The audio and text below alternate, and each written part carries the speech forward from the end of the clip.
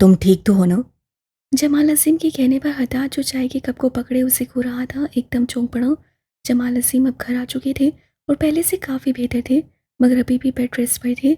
उदाद की अम्मी का फ़ोन आया था। वो चाहती थी कि वो घर आए। उसकी आप ही आई हुई थी।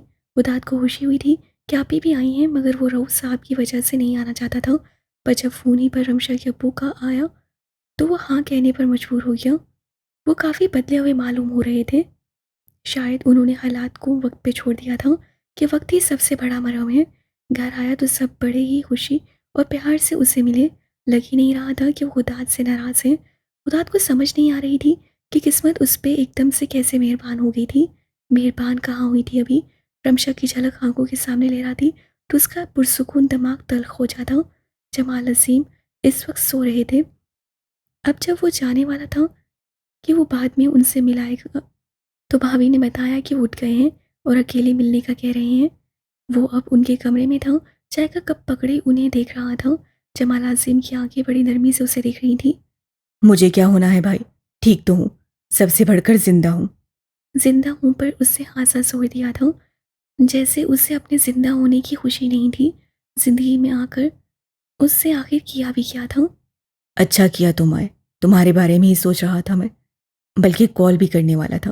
फिर पता नहीं जैसे हिम्मत नहीं हुई। वो एक लम्हे के लिए रुके, फिर बात जारी की। आते रहा करो। अम्मी बहुत खुश हुई हैं। उन्हें सबसे ज़्यादा तुम्हारी फिक्र थी। 2 दिन छोड़कर उनको अपनी शक्ल दिखाया करो। वो जानते थे उसे रुकने का कहेंगे तो वो नहीं रुकेगा, इससे यही कहना मुनासिब समझा। अब आप शर्मिंदा कर रहे हैं भैया। खुदा ने ठंडी चाय साथ ही मौजूद टेबल पर रखी। मैं आप लोगों से रोज़ाना मिलने आता रहूँगा।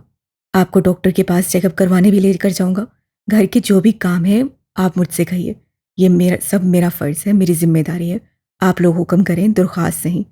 जमाल अजीम जरा सा मुस्कुराए, फिर धीमी आवाज़ से बोले। ज़िंदगी के 14 साल तुम्हें एहसास नहीं हुआ होता। अब अचानक से तुम्हें क्या हो गया? ये बात उसे बड़ी जोर से लगी थी। हाँ, वो 14 साल एक बंद कमरे में एक जिंदा लाश बनकर जिंदगी गुजार चुका था। उन 3 महीनों में उसको क्या हुआ था उसे अब एहसास होने लगा था। वो महसूस करने लगा था। महसूस करना जिंदा होने की अलामत है। और शायद अब जिंदगी की तरफ लौट रहा था। वो मुस्कुराया। उसकी मुस्कुराहट उदासी से भरी थी। कोमे में चला गया था ना भैया। बस अब जाग गया हूँ। अब सब कुछ याद आने लगा है। अब सब कुछ महसूस होने लगा है। ख्याल आने लगा। शर्मिंदगी होने लगी है। तकलीफ होने लगी है। कुछ हद तक खुशी भी कह सकते हैं। खुशी के नाम से ना जाने वो हेयर कैचर में मुकीद मोटी आंखों वाली चुड़ैल क्यों नजरों के सामने लहराई थी। उसकी काली आंख सफ़ेद आंख से ज़्यादा चमक रही थी। जमाल अजीम अपने छोटे भाई को देखकर मुस्कुराए। मुझे हन्नान पे फ़ख्र है। जो काम हम ना कर सके उससे कर दिखाया। खुश रहो।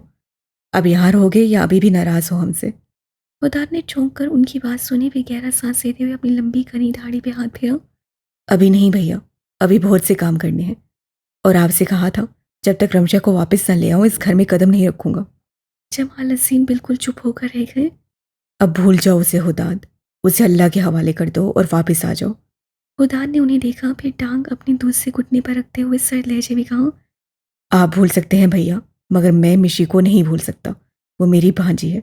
वो मुझे अभी भी उतनी ही अजीज है जितनी कि 14 साल पहले थी। मुझे आपसे इस बात की उम्मीद नहीं थी।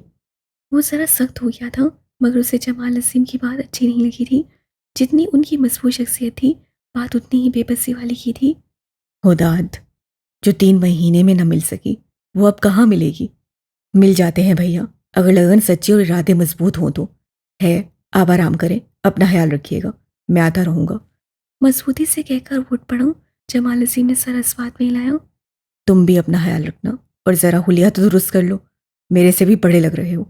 उदास जरा सा मुस्कुराया, फिर सर को होले से हम देता चल पड़ा।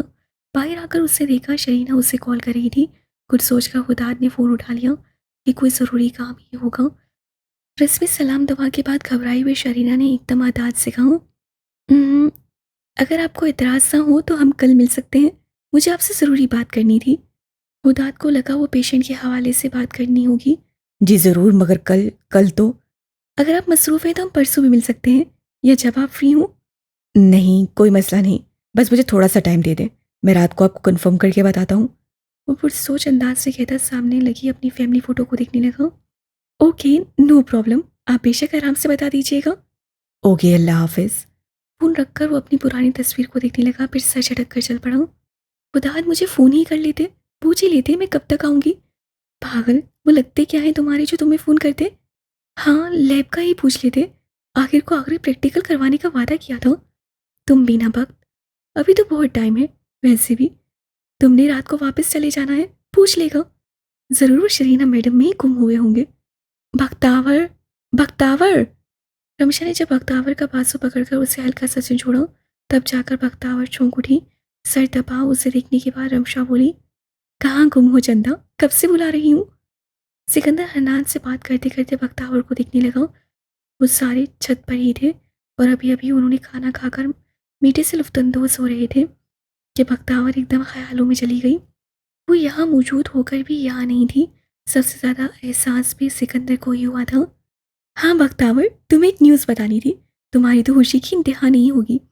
आईना टांगी धीमे अंदाज में हिलाते हुए आइसक्रीम खाते हुए उसे मज़े से बोली, आईना अभी तो यार कंफर्म नहीं है और तुम एम खुशी से पागल हो रही हो। रमशा ने आंखें घुमाते हुए कहा, वैसे दादू की प्लानिंग सुनकर तो खूब हंसी आ रही है। दादू कितनी चालाक है। अल्लाह, जब मैं उन्हें एक्टिंग करता हुआ देखूंगी तो मेरी हंसी नहीं रुकने वाली। रमशा ने उससे आंखें दिखाई। खबरदार, तुमने उन्हें कुछ कहा और कोई गड़बड़ की, बल्कि तुम्हें वहां मौजूद होने की जरूरत ही नहीं है। क्या हुआ, आप भी किसकी बात कर रहे हैं? उन दोनों की अजीब तरीन बातें सुनते ही बख्तावर ने अपनी चुप तोड़ी। तुम्हारे दुश्मन की भाई, और किसकी? अब सिकंदर एकदम अलर्ट हो गया। वो वक्त के तासुरात को नोट करने लगा। मेरा दुश्मन? कौन? वो अभी भी सही से नहीं समझ सकी। चाचू, और कौन? हम सब उनकी शादी की प्लानिंग कर रहे हैं। अब बख्तावर को चॉकलेट केक ना सिर्फ हद से ज़्यादा कड़वा लगा, बल्कि हलक में फंसा हुआ भी महसूस हुआ। बेख्तियार खांसते हुए उससे अपने आप को काबू करने की कोशिश की। सिकंदर अंदर से बिल्कुल फ्रीज हो गया। नहीं, बख्तावर इस उम्र में ये बेवकूफ़ी नहीं कर सकती। तुम ठीक तो हो ना? रमशा ने उसके कंधे को धमकी देते हुए उससे पूछा। अच्छा, वाह, क्यों, आप बेचारी लड़की पे जुल्म करने वाले हैं? मुझे तो डर है, वो तो इनको देख कर ही डर कर मर जाएगी, शादी तो दूर की बात है। उसकी बात सुनते ही सिकंदर ने मुट्ठियां भींच ली। तू कहाँ गुम हो गया? मैं ज़रूरी बात बता रहा हूँ, तो बीवी को घूरने लगा है। अन्नान ने उसे दूसरी तरफ देखते हुए उसे टोका। वो उससे क्या पता था कि सोफी की निशानी आखिर क्या कर बैठी थी। नहीं घूरा, तुम बताओ, मैं सुन रहा हूँ। कहते हुए उससे अपनी गर्दन नहीं मोड़ी। वो देख उधर ही रहा था। अन्नान ने सर तासुब से हिलाते हुए अपनी बात जारी की। जुल्म तो चाचू पर होगा। ऐसे सीधा करवाऊंगी ना उन्हें उस लड़की से, देखना तुम। बल्कि तुम्हारा बदला भी पूरा करवा दूंगी। क्यों मिशी? रमशा ने तासुब से सर हिलाकर भक्त को देखा, जिसके तासुरात बड़े अजीब हो गए थे। मगर आप कह रही थी कि वो तो शादी अब नहीं करेंगे।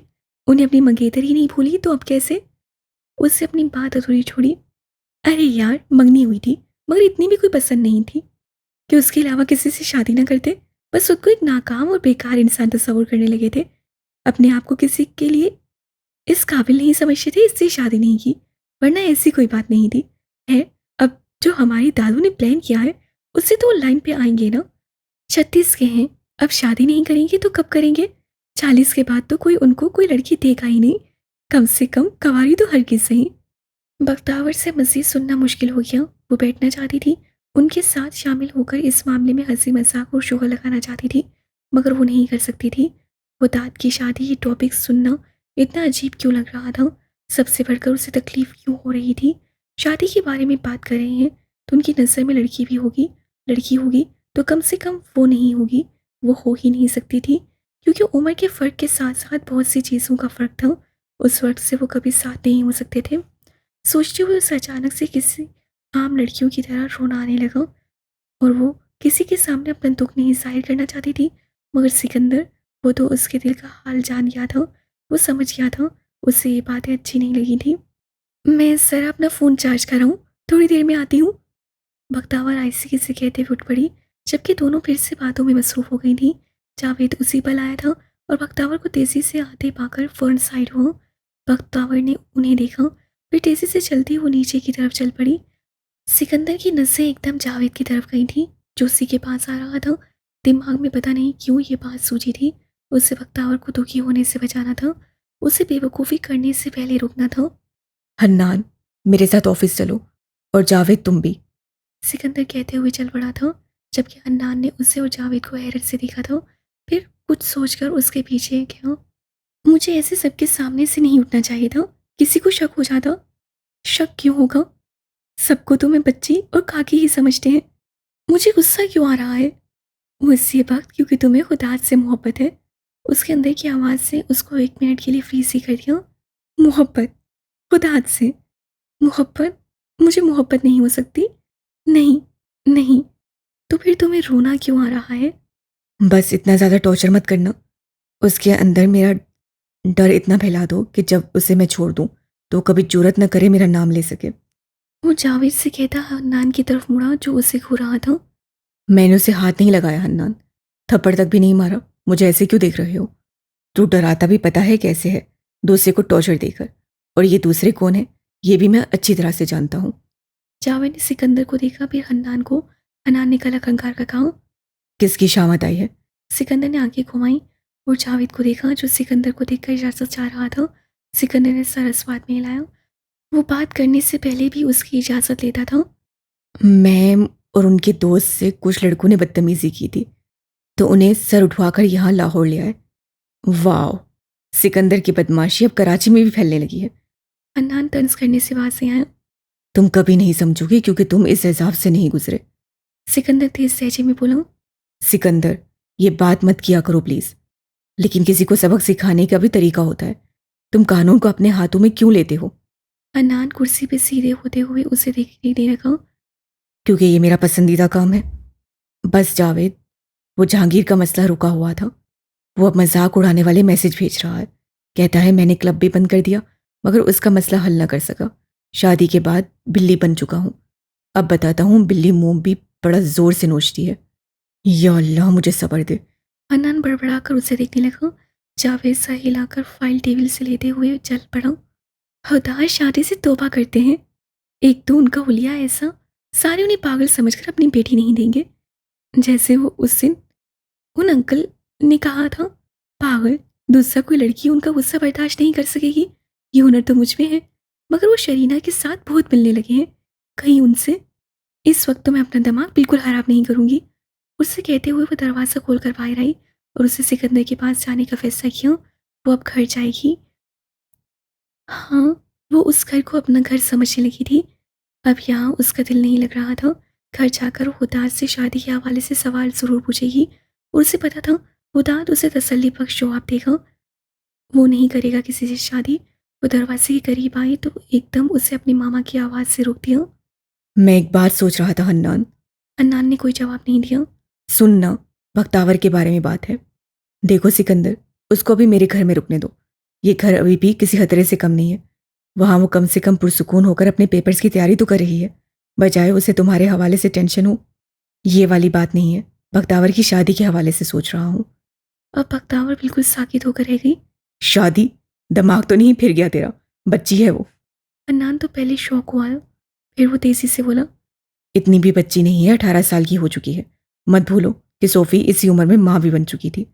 सोफ़ी का मामला मुख्तलिफ था सिकंदर। सोफ़ी और बख्तावर को कंपेयर मत करो। मुझे अपनी ज़िंदगी का भरोसा नहीं है हन्नान। मैं चाहता हूँ कि बख्तावर को सेटल कर दूँ। मुझे वो बहुत प्यारी है, मेरी बेटी है वो। ठीक है, तुझे भरोसा नहीं है मगर मुझे भरोसा है। अगर तू ना हुआ तो उसका दूसरा बाप जिंदा है, तुझे उसकी फिक्र करने की ज़रूरत नहीं है। अब ये टॉपिक मत छेड़। ना जाने तुझे कौन सा दौरा पड़ जाता है।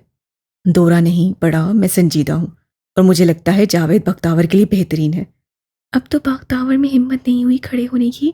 एक झटका कम था कि उसके मामा ने दूसरा धमाका कर दिया। नहीं, मामा ऐसा नहीं कर सकते। उसकी आंखें नम हो गई। अबे क्या बक रहा है? दिमाग वाकई फिर चुका है तेरा। बिल्कुल ठीक कहा है मैंने। मैं बख्तावर के लिए किसी और पे भरोसा नहीं कर सकता। मेरे घर पे मेरे पास मेरी नज़रों के सामने ही रहेगी। गधे, नज़रों के सामने तो सोफ़ी भी थी, बचा सका था उसे। बोल। और जावेद वो नौकर है तेरा साले, और बख्तावर शहजादी है हमारी। तेरा मुंह आज तोड़ के ही रहूंगा। जावेद उसे कुछ नहीं कहेगा, उसे खुश रखेगा। उसे कुछ कहने की जुर्रत करेगा तो उसके टुकड़े टुकड़े करके आग में फेंक दूंगा। और ये बात वो अच्छे तरीके से जानता है। सिकंदर की आवाज़ में बेबसी थी, मगर बख्तावर फिलहाल उसकी बेबसी नहीं महसूस कर सकती थी। तुम बख्तावर को इस सबसे दूर रखना चाहते थे, अब क्या हो गया? अब तो वो ज़्यादा नाखुश रहेगी क्योंकि ना सिर्फ उसकी माँ इस खतरे के काम में मुलविस है बल्कि उसका सो कॉल्ड शोहर भी, जिसकी खुद की जिंदगी का कोई भरोसा नहीं है। बख्तावर की हिम्मत जवाब दे गई। वो तेजी से उठी और अपने कमरे की तरफ भागी। वो यहाँ नहीं रहेगी, सब उसके दुश्मन बन गए हैं। मामा, उसके मामा को उसकी खुशी क्यों दिखाई नहीं दे रही? उसकी आंखों में हुदाद का अक्स उन्हें क्यों नहीं नजर आ रहा? मामा तो उसे सब खुशियाँ देना चाहते हैं। उसकी खुशी तो हुदाद से थी। हाँ, वो चाहती थी हुदाद को, वो बेतहाशा चाहती थी उसे। उसे हुदाद के अलावा और कोई अच्छा नहीं लगा। सिकंदर एकदम चुप हो गया। वो समझ गया था बख्तावर चली गई है। वो अपनी बच्ची को सामने पड़े लैपटॉप में लगे फुटेज में देख चुका था। इसी उससे ये बात कही। उससे हन्नान को देखा जो मुठियाँ पीछे पड़ा था। वो भी मजीद सिकंदर को सुनना नहीं चाहता था। आज सिकंदर अपने हवासों में नहीं था। तुम्हें ब्रेक लेने की ज़रूरत है। वो भांजी जो तुमसे बेतहाशा प्यार करती है, कहीं तुम्हारे इस स्टूपिड फैसले से तुमसे नफरत न करने लग जाए। सोचना इस बारे में, शेरू। वो उठ गया जबकि सिकंदर सामने खुले लैपटॉप को खोलने लगा। होटल में पहुंचते ही उससे ब्राड को मैसेज छोड़ा और फिर फ्रेश होने के लिए वॉशरूम की तरफ बढ़ गया। वापिस आए तो ब्राड की 3 मिस कॉल्स आई हुई थी। देखकर उससे दिलशिकन अंदाज से मुस्कुराते हुए फ़ोन उठाया और फ़ोन कान से लगाकर उससे तौलिए से अपने गीले बाल रगड़े। उसकी ग्रे आंखें बड़ी शैतानी अंदाज से मुस्कुरा रही थी। वो 5 दिनों में ही सिकंदर हदीद को ख़त्म करने वाला था। सोचकर ही इतना मज़ा आ रहा था। कारनामा करने के बाद क्या होगा? ब्राड ने 2 पल ही फ़ोन उठा लिया। मैं कब से फ़ोन कर रहा था, तुम फ़ोन क्यों नहीं उठा रहे थे?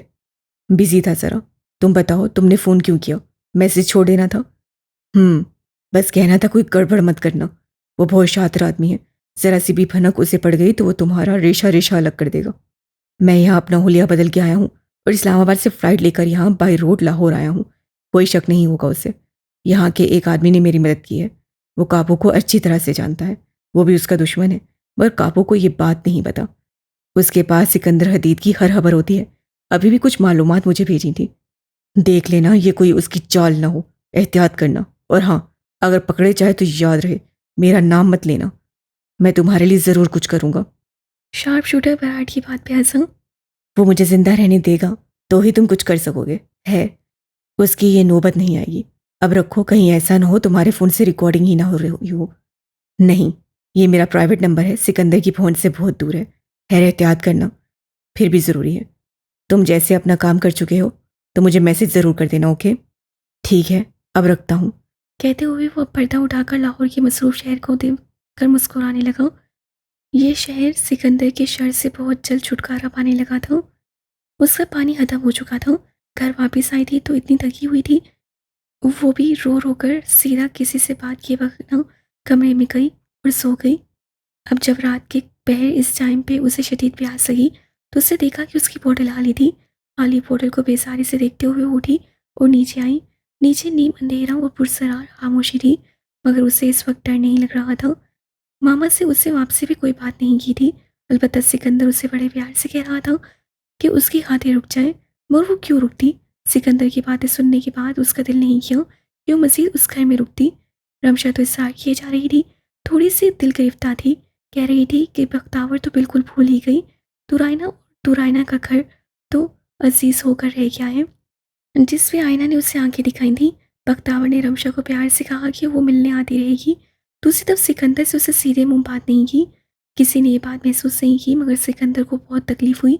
बख्तावर एक मोहब्बत के लिए उससे इतनी नाराज़ हो गई थी कि उससे बात नहीं कर रही थी, ना ही उसकी खातिर रुक रही थी। उससे कुछ नहीं कहा, बस ऐसे जाहिर किया। उससे बख्तावर का नाराज़ होने का एहसास नहीं हुआ और ये चीज़ बख्तावर को तीर की तरह लगी थी। मामा आखिर ऐसे क्यों हो गए थे? वो किचन में आई थी, मगर हुदाद को देखकर डर कर चीखने की बजाय वो सिर्फ ज़रा सी उछली थी। शायद उसे उम्मीद थी कि इस वक्त तक वो आदमी उठा होगा और नीचे ही मौजूद होगा। हुदाद जो अपने लिए कुछ खाने के लिए बना रहा था, एकदम उसे देखकर हैरत से बोले बगैर न रह सका। तुम वापस आ गई? मुझे लगा तुम अपने मामा के घर रुकोगी। बख्तावर ने उसे देखा। वो खीरा कटिंग बोर्ड पर काट रहा था। नहीं, मुझे तैयारी करनी थी पेपर की। बुक्स सब चीज़ें यहाँ पर थी। आहिस्ते किससे कहते हुए हुदाद से नज़रें मिलाए बगैर फ्रिज की तरफ बढ़ी। हुदाद रुक कर उसे देखने लगा। उससे पूनी बांधी हुई थी, मगर कुछ बालों की लटें उसके मुंह पर आ रही थी। वो इस रूप में शायद किसी और को तो पागल लग सकता था, मगर बख्तावर को वो बेतहाशा खूबसूरत लग रहा था। धड़कते दिल से उससे अपने सर को झटका और फ्रिज से दूसरी बोतल निकाली। तो सुबह आ जाती। है, अच्छा किया। तुम्हारा कज़न भी वहाँ होता है?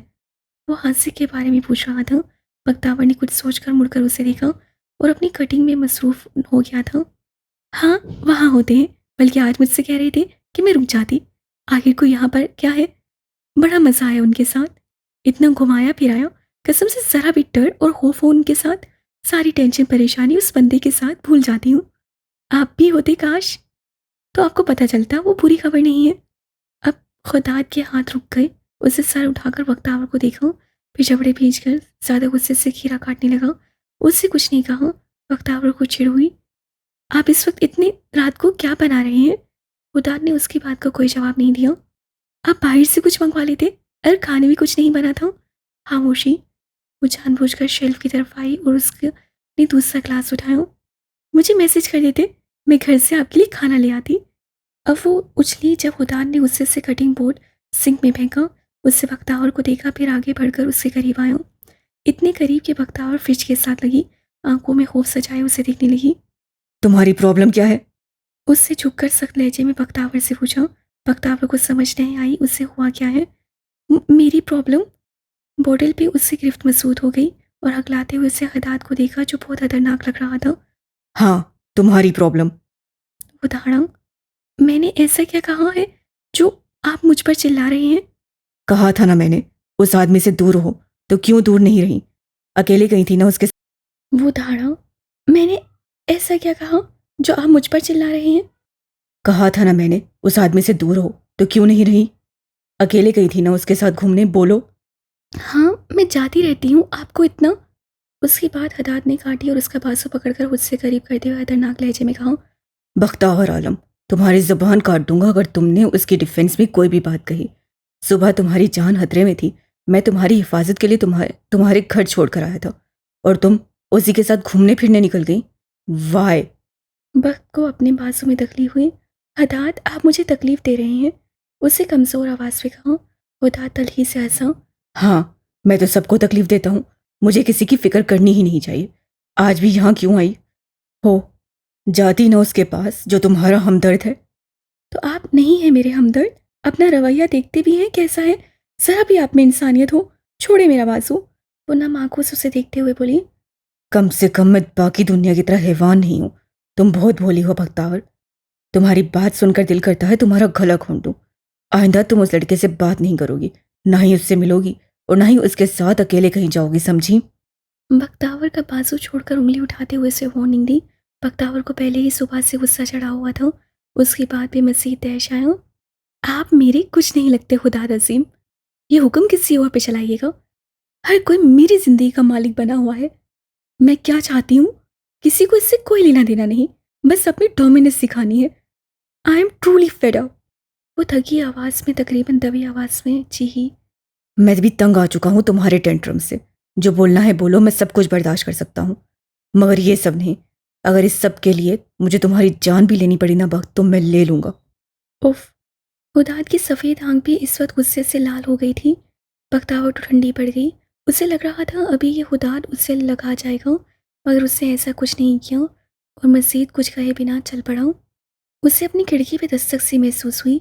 पहले तो उसे अपना वहम लगा, मगर जब ज़ोर से दस्तक होने लगी तो वह एकदम बिस्तर से उठा। आंखें मसलते हुए उसने लैंप ऑन किया और देखा उसका फ़ोन टेबल पे पड़ा था, जिस पे नया मैसेज आया था और वो भी किसी अननोन नंबर से। उससे पढ़ा तो वो समझ गया हमर उससे मिलने आया है। पर्दे हटाकर उसे देखा तो उसकी टेरेस पे हमर खड़ा था। खुलकर मुस्कुराते हुए उससे लॉक खोला और स्लाइडिंग डोर स्लाइड किया। सर, आप इस वक्त अंदर आए। आप मुझे कॉल कर देते, मैं नीचे दरवाज़ा खोल देता। हमर ने उसके कमरे का जायज़ा लिया। कमरा साफ सुथरा और मंशियात से पाक काफ़ी मुख्तलिफ और भला लग रहा था। नहीं, मुझे तुम्हारी फैमिली को डिस्टर्ब नहीं करना था। दूसरा चेकिंग करने के लिए आया हूँ कि तुम ट्रैक पे हो या वैसे ही हम सब ने अपना वक्त बर्बाद किया। कहते हुए लाइट ऑन कर चुका था और इधर उधर नसें दौड़ाने लगा। सरों ने नफ़ी में सर हिलाया। सर, मैं अपने वादे पे कायम हूँ। मैं सब कुछ पीछे छोड़कर आगे बढ़ चुका हूँ। गुड। और कैसी चल रही है रूटीन? नॉर्मलिटी की तरफ आए हो कि नहीं? जी सर। सर, आपके लिए कुछ लाऊं? उससे हाथ से लहजे में उदास से कहा। नहीं, मैं बस 5 मिनट के लिए आया था। ब्रूटस ने कहा था कि तुमसे मिलाऊं। तुम बड़ा पूछ रहे थे मेरे बारे में। जी, आपसे नहीं मिला था ना जाने से पहले। आपको थैंक यू कहना था। हुदाद मुस्कुराया, उठा, फिर उसके कंधे को थपथपाया। शुक्रिया मेरा नहीं, अपने माँ बाप को कहो। उनकी वजह से तुम आज बेहतर हुए हो। उनकी सपोर्ट शामिल न होती तो तुम ठीक करना मुश्किल हो जाता। बहरहाल अब उनके लिए ज़िंदगी में ज़रूर कुछ करना। उन्होंने तुम्हारे लिए बहुत कुर्बानियाँ दी हैं। जी सर, मुझे इस बात का अंदाज़ा है। मैं आपको और अपने माँ बाप को मायूस नहीं करूँगा। हुदाद मुस्कुराया। अपना ख्याल रखना। हुदाद ने उसकी पीठ थपकी और चल पड़ा। सर, आपका नंबर मुझे नहीं मिल सकता। हुदाद ने रुख मोड़ा तो गहरा सांस लेते हुए नफ़ी में सर हिलाया। नहीं, तुम्हें अब मेरी ज़रूरत नहीं है। पर हाँ, नमाज का वक्त हो गया है। अब जाकर वज़ू करो, चलता हूँ। कहकर वो टेरिस की तरफ आया और पाइप की मदद से नीचे उतरा। ज़रून उसे झुक कर देखने लगा। वो अब गायब हो चुका था। पता नहीं कैसे अंदर घुसता था और कैसे गायब हो जाता था। वो वाकई एक सुपर हीरो था। मोज़िन ने अज़ान देना शुरू कर दी। वो गहरा सांस लेता, अब नमाज की तैयारी करने वाला था। तबीयत बहुत ज़्यादा उसकी ख़राब हो गई है चाचू। खाना भी नहीं खा रही। खाना नहीं खाएगी तो मेडिसिन कैसे लेगी? डॉक्टर का भी उससे मना कर दिया। अगर उसके मामू को पता चल गया तो शामत आएगी हम सबकी। दुरायना के कहने पे हुदाद ने गहरा सांस लिया। क्या हुआ उसे? बहुत तेज़ बुखार है। गले में भी उसे तकलीफ हो रही थी बोलते हुए। मौसम बदला है तो उसकी तबीयत ख़राब हो गई है। आप देखिए ना, उसका पेपर भी है आगे। तुम खाने के लिए कुछ लाओ, मैं देखता हूँ उसे। हुदाद कहते हुए ऊपर गया। उसके कमरे की तरफ आया। दस्तक देने के बाद वो मुंतज़िर रहा कि बख्तावर अंदर आने का कहे, मगर कोई जवाब ना पाकर हुदाद ने गहरा सांस लिया और दरवाज़ा खोला। लाइट ऑन थी मगर वो कंबल के अंदर दबकी हुई थी। इस लड़की की भी ना अजीब ही प्रॉब्लम है। चलो कुछ नहीं तो बीमार हो जाते हैं। सर तासुब में हिलाते हुए उसके पास आया। आप भी, मुझे भूख नहीं है। मैं शाम तक ठीक हो जाऊंगी, आप जाएं। खराब आवाज़ से वो कंबल के अंदर से बोलती समझी कि शायद दुरायन आई है। चुप करके उठो और खाना खाओ, फिर मेडिसिन लेकर सो जाना। खुदात की तेज़ आवाज़ सुनते ही वो कंबल से बाहर निकली और सुर्ख आंखों से उससे खुदात को देखा। उसका चेहरा तप रहा था, बुखार से भी और गुस्से से भी, और इस वक्त इतनी ज़्यादा प्यारी लग रही थी कि खुदात को अपनी नज़रें हटाना मुश्किल हो गया। दिल कर रहा था किसी डब्बे में ये वक्त कैद कर ले। मेरे कमरे में बगैर इजाज़त के क्यों आए आप? क्योंकि मैं इस वक्त डॉक्टर हूँ और आप मेरी मरीज़ा। चलो शाबाश, हुलिया दुरुस्त करके आओ। अभी दुरायना खाना ला रही है। मुझे नहीं खाना खाना, जाएं आप यहाँ से। गुस्से से कहते वो रुख मोड़ कर लेट चुकी थी। मैं नहीं जाऊँगा, और अगर तुम ना उठी भक्त तो अंजाम बहुत बुरा होगा। अगर आप यहाँ से ना गए तो मैं आपको बाहर फेंक दूंगी। खुदाद एकदम हंसा। एक इंच भी नहीं हिला सकती और बाहर फेंकेगी मुझे।